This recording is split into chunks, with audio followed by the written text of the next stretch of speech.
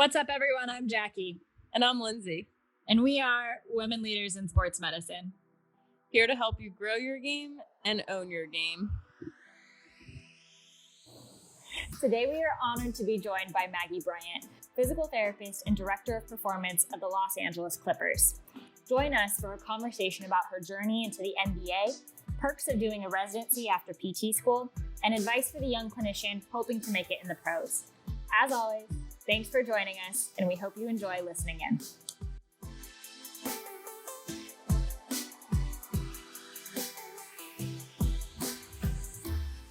Awesome. Thanks everyone for joining us today.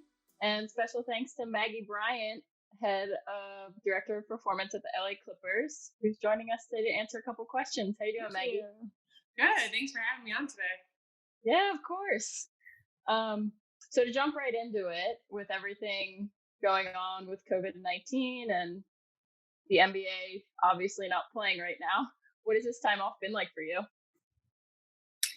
It's crazy. I mean, it's a very strange time, obviously very unprecedented. So, I think we're all trying to adjust and get used to it. But I'm really fortunate. I don't actually know.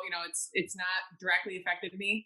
My family's healthy, my friends are all healthy, and I'm healthy. So, I'm really fortunate. But yeah, it's just it's a strange time. I'm just trying to take advantage of having some downtime in the NBA. We don't get many nights or days where you have time to read an article or do a podcast or some of these just professional growth opportunities. So just trying to take advantage of those, but staying pretty busy, so it's good. But yeah, that's great. I think that's a common theme across the sports medicine world is a lot of people are trying to catch up on continuing education or family time, just things they maybe didn't have as much time before all this kind of happened.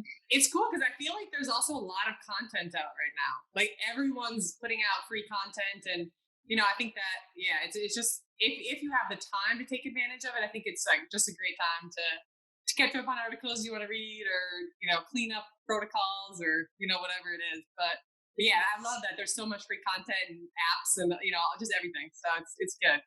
Yeah, you're presenting. When are you presenting? Because I know you're presenting with the FC Sounders organization, I think. Yeah. That's something I saw. Okay. April 29th. So. Nice. Coming up. Yep. All right. We'll mark our calendars. Yeah, it's good. But I should probably, I gotta get a little more for it. But I'm looking forward to it. I'm sure you'll be fine. Yeah. Yeah. So hopefully. Yeah. All right. With all of our podcasts, we like to start with your why of getting into physical therapy, and for you, getting into professional basketball. I think my why started, throughout my childhood, my high school, career, college, everything. I played athletics. I always had a million injuries. Didn't really have control over it. I played college basketball actually, and so that kind of jump started the basketball passion. But I was injured all throughout my career, and so it was unfortunate. And I didn't really feel like I had control over the situation because I just wasn't educated. And I did so many things wrong. Came back from injury too soon, and didn't do the full rehab process. And so I think that motivated me to just kind of take control of my situation. But I mean, obviously, I was not an athlete anymore. But just be able to help someone else who's potentially trying to have a goal but didn't really couldn't get to that goal because of an injury or whatever that may be. But so that was kind of my physical therapy why. And then again, I play basketball. I'm highly competitive. I still like to play and shoot, and I'm just a competitive person. So I think that's why pro sports in general, it's bigger than you. You're part of a team, and like we always have sayings in our organization, about togetherness and team and the ultimate goal, and it's really cool to just be a part of something that's so much bigger than just you and rehab. It's you're all trying to get the same goal. So that's kind of what got me started in sports. And then obviously basketball is just I can still kind of shoot and play a little bit, so it's pretty fun. Most definitely. Yeah, it's like riding a bike, right? Even if you haven't done it in a while, you can pick it right back up. Yeah. Well, and it's just funny because again, I love the sport of basketball. I love watching it. I love playing it. And sometimes I just sit there and I'm working, but I'm watching basketball game or, and it's cool. I'm really passionate about it, and it's a good place to be for me. So that's awesome. It's a great, Go ahead. I was just going to say, that's a great combination of marrying two things you're passionate about and you really care about. One, helping people so that they don't end up in a situation, it sounds like, that you were in, unfortunately, but then also a sport that you were fortunate enough to play and that you love. So I think that definitely makes sense. Why? Yeah, no, it's good. It's my dream for sure. Great minds think alike. That's pretty much exactly what I was going to say. I think that's you've made it. If you can combine many passions in life into your career, like you're never working a day in your life, although some days we'll think we are, but I think that's a pretty great thing. Yeah. It's so true. Like, I'm sitting there and I'm watching basketball practice, or I'm watching a game, or I'm playing horse against a rehab guy, or, I'm like, it's so fun, and it's just great to still be a part of the sport in some capacity, even though obviously not playing. So yeah, that's good. Awesome. So let's kind of get into that. You started playing basketball when you're younger, you're ending up in basketball now, and another side of it.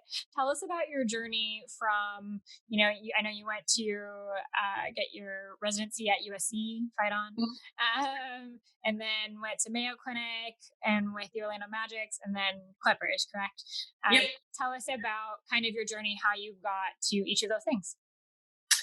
Yeah, so I started, I did my physical therapy schooling at University of Minnesota, got my doctorate. And then, like you said, I went to, I was looking into sports residencies kind of probably about my second year. I really thought about doing a residency. Just, I was pretty confident I wanted to work in athletics or in sports with athletic patients or a team or in that setting.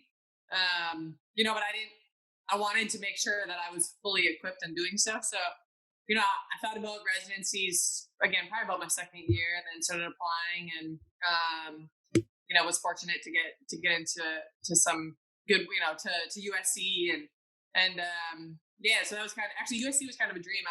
I loved the movie Love and Basketball, and so growing up, yes, there you go.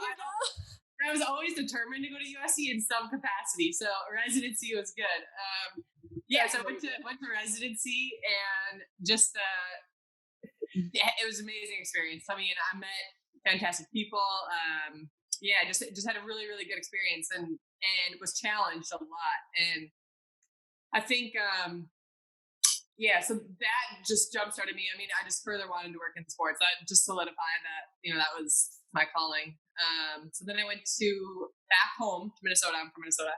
To go to Mayo Clinic, sports medicine. And I mean, again, I was extremely fortunate by the people I worked with. I mean, everybody was extremely intelligent, just practical, and just like great people. So, I went there, I worked there for a couple of years, and, I did a lot of things. I did a little bit of research, a little bit of mentorship, a little bit of, I had students, I did some stuff in the residency program.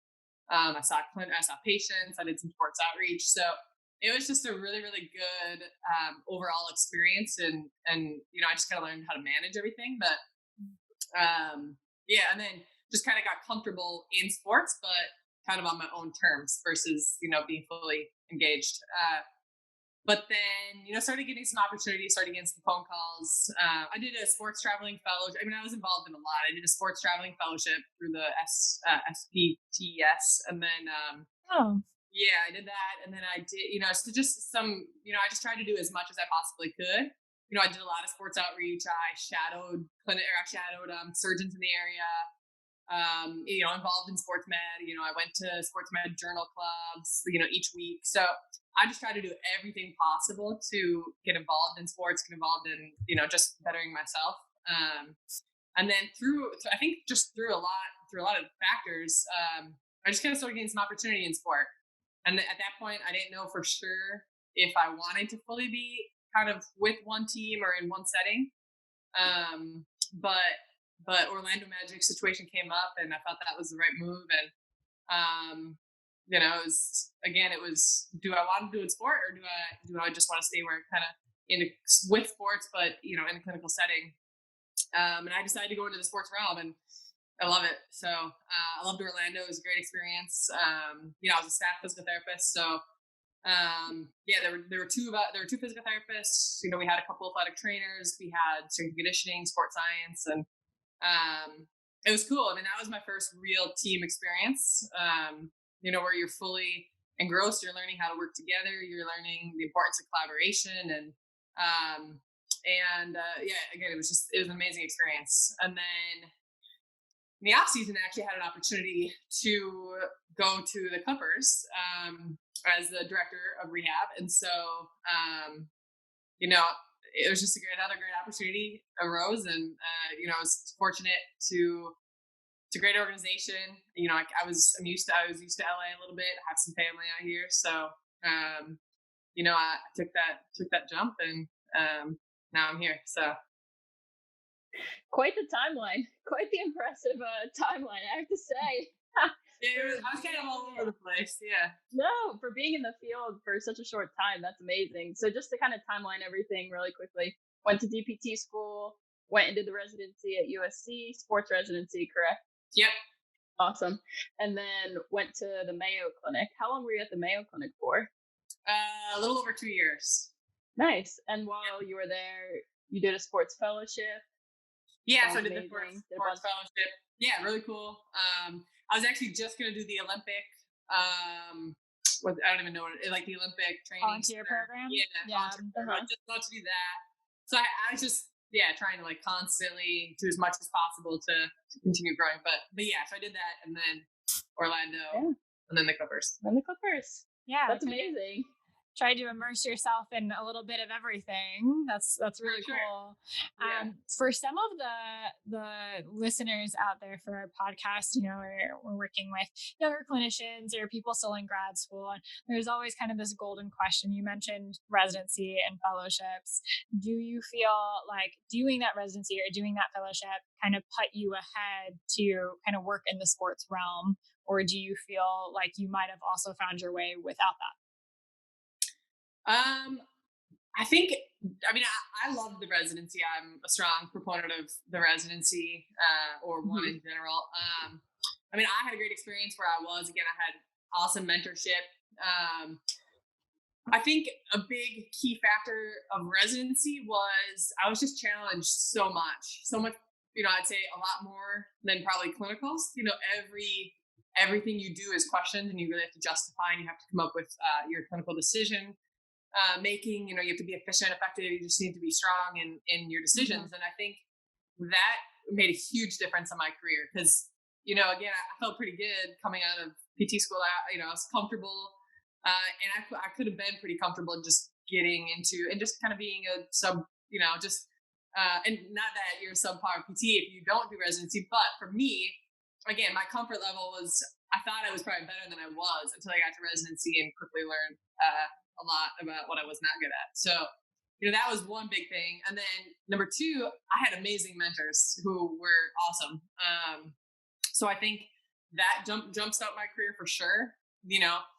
I think, obviously when someone works hard and, you as a mentor or you as a clinician see that, you want to help them. And so I think, I fortunately, I was motivated to be there. I was alone. I didn't have anything pulling me away. So I just put all my effort into it. And I think I had a lot of people really go back for me following it. And so, a lot of the opportunities I've had probably do come a little bit from residency, but it's not necessarily you have to do a residency. That was my path. And, I was just really fortunate to be around really good people, but I don't think you have to do that.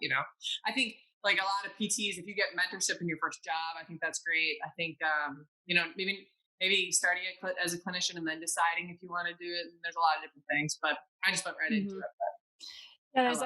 There's some good points there and some good things to think about. For me, I feel like I had so much learning in my first year out of clinic. I think we're taught to be really good generalists outside of PT school. And then we start working and we start seeing all these things that we never saw in the entirety of our clinical rotations. And now you're like, I wish I would have a mentor here. Remember, I saw, I had never had an ortho clinic, someone show up with like clonus and spasticity and was diagnosed with drop foot and low back pain. And I had this moment of like, oh, like it's real. Like we're going to get right into it. So I think there's a ton of value in having a mentor from residency to like really drill you and guide your clinical thought process. We have a USC resident with us right now, and she's learning quite a bit, I hope. But you also touched on, your mentorship a little bit through residency and some opportunities that maybe came through there. What was maybe some key pieces of advice that your mentors gave you that you've really taken with you throughout your career after residency or fellowship? I think, like, for example, Sean Johnson. Yeah, I know you guys know Sean. Yeah, we know Sean. We do. He's crazy. But no, he challenged me a lot throughout my residency, just about, again, challenging yourself, even when you don't have to be challenged. Just, be better, like, personally, and just try to challenge yourself every day. And so I think that was a really good piece of advice, just because even following residency, again, it's pretty easy to do, like, you can get away with certain things in our profession. If someone has, you can just get away with some of the easy things, but I think challenging yourself to really think about the why behind everything you're doing. And again, the clinical reasoning, I think Sean, like, everything I did, why are you doing that? What's your reasoning? And it was tough at the time, but I think I grew so much from it. And I still, to this day, grow a lot. Sean and I talk all the time, still about just questions and we just go through cases, and again, it's still we'll research and what clinical reasoning and what so that made a big difference. A guy named John Meyer is another big mentor of mine. Actually, my current boss. He taught me just a lot about, like, I think the interpersonal relationships with athletes. He works a lot, and obviously with professional athletes. And that, he talks the talk, but he also walks the walk. So he does, he did all, like, he has clinical reasoning behind it, and he just knows, like, he just gets it. He really knows how to interact with athletes. And I think that for me was inspiring to watch and be kind of a part of. And so he really taught me, just again, like, how to interact, and sometimes, what kind of when to push and when not to, and some of those, like, soft skills that you don't necessarily get from a textbook. And then, like Amy Diaz, she was amazing. I mean, she has this, like, calming effect about her. She taught me a lot about that, just confidence. And I mean, Lori Mishner was another one. I just had so many good mentors in this field that they all taught me little like skills or little, things to take with throughout my career. And, I try to think of all of them and try to, connect with all of them randomly just to stay in touch, because they all just taught me so much. But yeah, for some of the listeners out there, big shout out to USC community. There are a bunch of bosses, and each of those mentors, Maggie, it sounds like we're able to give you a little piece of something else to help grow you into more of a well-rounded clinician, whether it be really grilling and self-reflecting on your why, to, being able to talk shop with athletes and have those interactions and be able to soft it down when you need to. So really great things between all of them. And Lindsay and I have both had experiences with them too. I do remember when I first was going into DPT program at USC, I went and observed with Sean, and he had a student, I think a third year, and he was grilling her so hard. And I was like, oh, okay, this is what I'm in for. But was also kind of like looking at that experience and observing in that clinic and being like, this is how great clinicians are made. And I think a lot of us try to apply that self-reflection and really asking that why throughout our clinical practice, especially, for younger clinicians as well. That's great. Mm-hmm. Yeah, it was great. Big shout out to Sean on here, I guess. I don't know. Yeah, I know, right? He's going to get a big head now. I know. Yeah. I mean, big thing with that too is, you were stuck outside your comfort zone, and it helped you grow from it. At the end of the day, it might have not been the most comfortable situation. I know I've been there with clinical rotations too. So that's how you grow. That's how you learn. Yeah. Shifting the topic a little bit, although you did touch on communication and kind of the nuances with communicating with certain athletes. Going off of that, now that you are in this role, and you were in this role or a similar role in Orlando as well, can you speak to a little more the importance of communication across all of the sports med field with a professional team? So with like the sports dietitians, the strength and conditioning coaches, the athletic trainers, just in the role you're in now. Yeah. I mean, the communication's vital. I was just talking to someone actually, I think it's like the glue that holds everything together. So, you can create the best program, but if it's not communicated well, then you're not going to succeed with it. Or you can educate the athlete on an exercise to perform, but if it's not done well, you're not teaching them, the why and like how to actually do it. And then, it's just not effective. And so, I mean, I think many brains are better than one. And in sports med, it's tough right away, especially coming from the clinical field, because, as a clinician in a clinical setting, you're used to doing kind of a lot. Like you manage a lot of different roles. You wear a lot of different hats, kind of. When you come in and, you kind of, everybody has like their specialty, and you just got to pick each other's brain and work together. I think, just again, many brains are better than one. And like some of the people that I've been able to work with in the team setting, I've just learned so much from. I mean, again, sports scientists, I didn't know that much about sports science. And, even just sitting down and asking our sports science questions about something that I'm not that familiar with, but it can help an athlete with the rehab process, or, just understanding that. And then a dietitian on, really discussing like what are the best recovery, nutritional aspects that might be affecting their recovery, and something that I might be missing. And same thing, strength conditioning and athletic training, you just got to we work so closely together, and it's a blessing and a curse. Like if you work well together, it's amazing. And what you can do with it is awesome. But, I've luckily had great colleagues, but, I've heard of kind of unfortunate stories of not great communication and not great collaboration. And ultimately the athlete suffers from it. And so, again, I'm fortunate to be everywhere I've been so far, that, I have huge respect for all my colleagues in the sports med, but I just think the communication's it's huge. And, respect and just having the tough conversations, having, with the athlete, with any stakeholder involved. I mean, just having tough conversations helps everyone. So, I mean, I definitely don't do it I try to bring in as many people as I can, and so yeah, most definitely.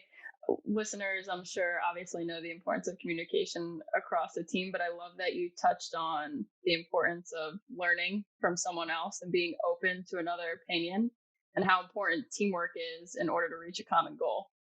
Which, I think, at the end of the day, I think like we all want to get to the same goal, but I think it's really cool to see just different perspectives from different education backgrounds, from different, everybody has a little different, we're all looking at it from a different lens. And so, I might want to improve someone's, knee strength or quad strength or something. And I have these ideas in my mind. Strength coach might be, my strength coach has been doing this for a really long time. He might have ideas that I'm not familiar with. And again, just being able to learn and collaborate, you start just to see things from such a bigger lens. So it's been great. I mean, that's probably my favorite aspect about the team setting. Yeah, that's amazing. You get a chance to learn so much, and then help an athlete and the team reach a common goal, which is great.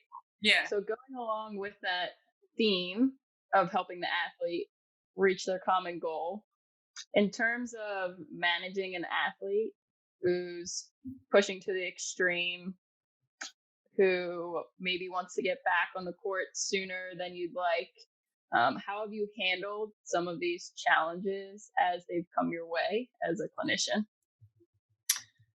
Those are always the tough ones, when an athlete, is overly confident or just wants to return, to help the team, or, these guys are so competitive, and let's be real, they don't like the rehab process. They want to play basketball. They're basketball players. And so a lot of times they just want to play.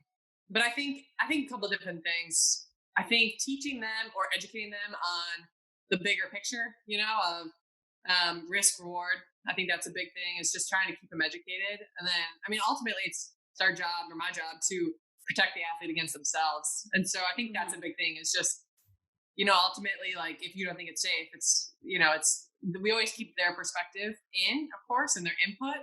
But at the end of the day, like, if there's a risk of them playing, and, ultimately collectively we don't think it's a good idea, and then, we'll educate that athlete and, come up with a collaborative decision. But that's a tough one. Yeah. It's just got to figure out, even like showing, I think even objectively trying to show them different areas of continued improvement. And, usually you build off their success in rehab. Of course, you try to give them success and then build off of it. But I think there are times when, someone wants to return, and they can't hit like key things that they need to in order to return. I think just demonstrating that and then educating them on potential risks associated. I think that's kind of the big thing, but it's tough for sure. These athletes get a mind of their own sometimes. I can only imagine. I mean, I deal with mainly high school kids, and the athlete isn't super hard to convince. Sometimes the parent is more of an issue, I would say, but I can only imagine someone whose job is to be on the court, they're getting paid to be on the court, how that's the challenge for you to really show them why you're doing what you're doing and prove to them whether they actually might be ready or might not be ready. Yeah, and I think you brought a good point too. Like the other members associated with that athlete oftentimes are people you need to really educate too. The coach, staff, agent, just player. Anyone involved with the player, anyone involved with wanting to win, obviously. So yeah, just trying to stay objective as you can, and give your perspective and try to just educate. But I think looking. Oh, go ahead. Sorry, Jack. Sorry. I think, on one side, I think once the athlete kind of realizes that you are in their corner and you're truly a part of their team, and you're not trying to like keep them out just because you want to be mean and keep them out. I think once they realize you're there to help them be the best player they can be and to perform how they want to perform. Because the last thing an athlete wants to do is go back on the court or the field or whatever it may be and not be really ready. And then now they're frustrated because their performance has been affected, and now they're hurt even more, and now they're out even longer. And so I feel like once you get that buy-in with, each athlete, and they realize that you're in their corner, some of those obstacles maybe kind of push to the wayside a little bit. But it sounds like you guys are doing an amazing job with your group and being able to do that for your athletes. Yeah, for sure. No, I think that's a good point. It's just hopefully you have the rapport with the athlete that they know that there's trust behind, that they trust you, that you trust them, and there's just mutual respect in the process. That again, you're not trying to hold them out. You don't have ulterior motive. You want to win. You want to help them, but ultimately their health is first and foremost. So. Yeah, most definitely. What I think is pretty cool, looking at all of the experiences you have, is you've been able to work with athletes who might be weekend warriors all the way up to professional athletes, which gives you just such a realm of knowledge base and different tools to use from your toolbox. But that being said, out of all these unique opportunities, have you felt like there's been any obstacles along the way? And if so, how have you handled these obstacles to overcome them? Yeah, I think, I think the communication's a big one. Just there's a lot of moving pieces in the NBA.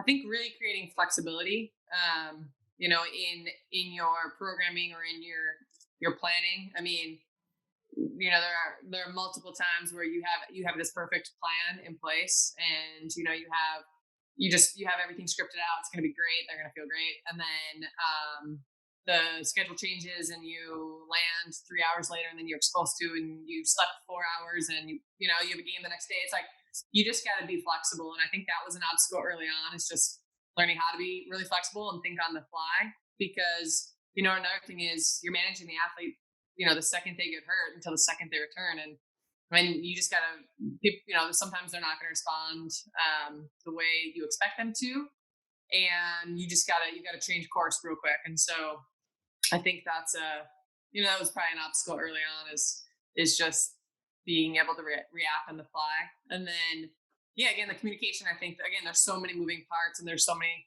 you might have a plan in place and then you might need to change that plan, but have you communicated that with everyone? Is everybody on board prior to even implementing the plan? But sometimes you don't really have, it's just like time is just, it's just a lot of like real time, quick decisions. And so sometimes that can be, the communication can be a challenge.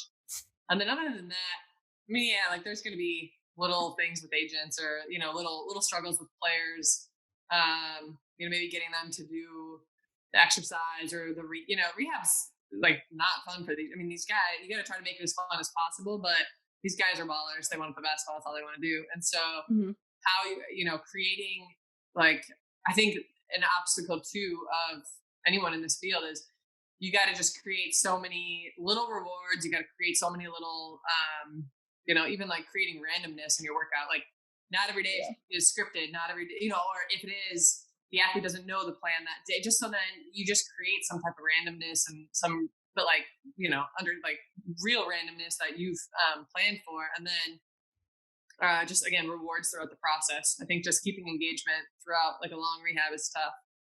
Seeing them, like getting them to buy into each little step instead of just the big picture, the process and not just the goal, I guess. Most definitely. Psychologically, I'm sure all three of us have seen it. It's a hard pill to swallow when you have a professional athlete who's used to doing extraordinary things that maybe can barely bend their knee or straighten their knee. So yeah, and it's their identity. Yeah, exactly. So I think the fact you brought up motivation is great because it's something some clinicians kind of forget about or choose maybe not to program into their treatment. Yeah. Sure. I think another fun thing that you brought up is the idea of introducing randomness into your programming.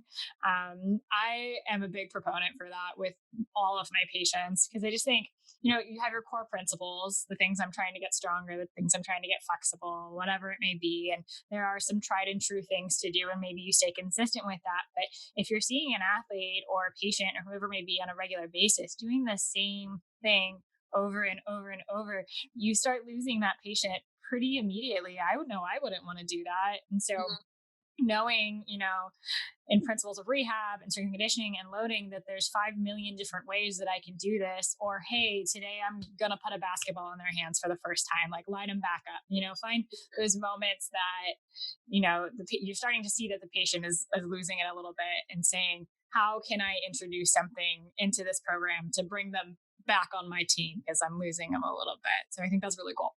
Yeah, definitely. No, that's something. Yeah.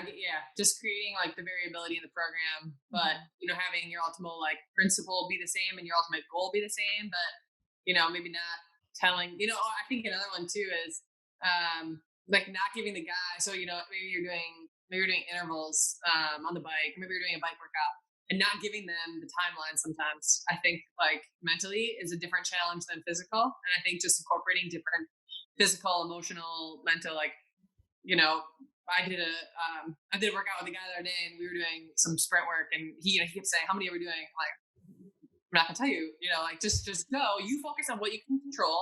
Yeah. You run your good form, you run all out.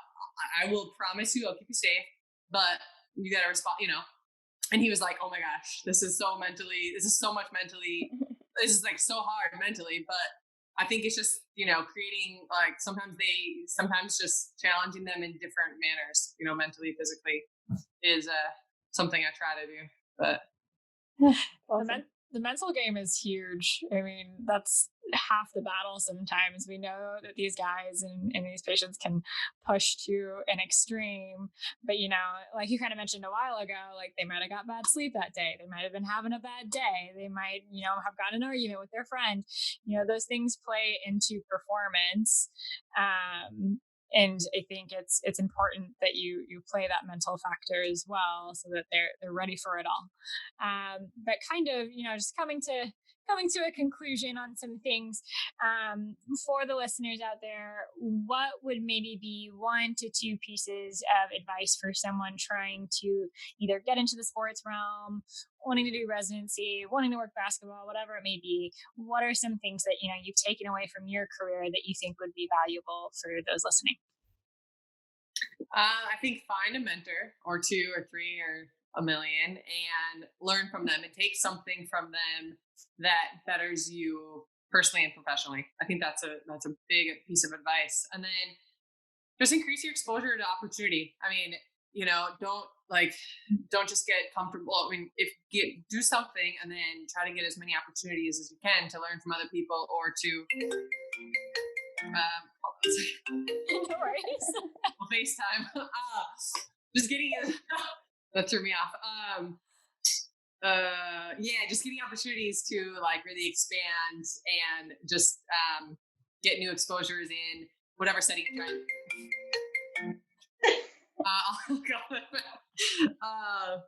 Getting opportunities in, like, again, if you want to do sports, increase your exposure in the sports setting, or if you want to do research, find a good opportunity where you can start writing research, even if it's not organized, and just increase your exposure with whatever you want to work on.